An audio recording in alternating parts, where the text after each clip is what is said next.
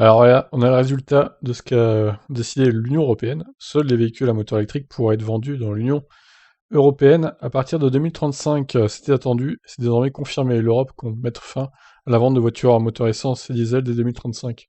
La Commission a officialisé l'objectif de réduire les émissions moyennes des voitures neuves de 55% à partir de 2030 et de 100% à partir de 2035 par rapport au niveau de 2020. Cela signifie que seuls des modèles zéro émission pourront donc être en vente à partir de cette date dans l'Union. On pense donc aux électriques et l'hydrogène pour l'Europe. C'est bien sûr une mesure très importante pour atteindre les objectifs climatiques. Mais l'UE souligne que c'est une décision qui bénéficiera aussi aux citoyens, en réduisant les dépenses énergétiques et en améliorant la qualité de l'air. Ouais, ça c'est clair, ils ont raison. Si l'industrie automobile était consciente que l'avenir est tout électrique, elle ne s'attendait pas à une bascule aussi rapide, espérant une phase de transition avec les hybrides rechargeables. En début de semaine, à l'issue d'une rencontre avec les acteurs de l'industrie auto tricolore, l'Elysée avait d'ailleurs fait connaître son soutien envers l'hybride rechargeable.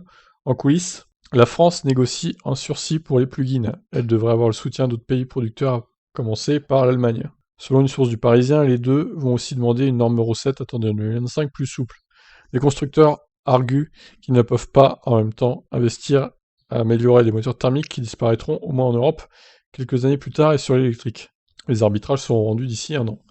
Certains s'inquiètent évidemment déjà des difficultés liées au réseau de recharge. L'Europe en est consciente et va imposer aux États membres d'accroître leur capacité de recharge au rythme des ventes de véhicules électriques. La loi obligera à installer des points de recharge et de ravitaillement à intervalles réguliers sur les grands axes routiers, tous les 60 km pour la recharge électrique et tous les 150 km pour le ravitaillement en hydrogène.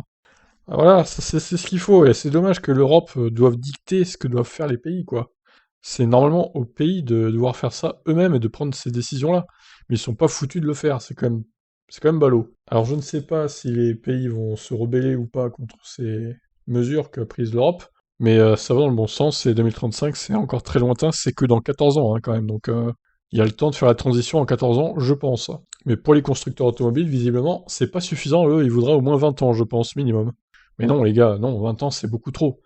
Dans 20 ans, l'air sera irrespirable sur Terre si on continue comme ça, donc faut arrêter. Je vous laisse réagir. Ciao, ciao.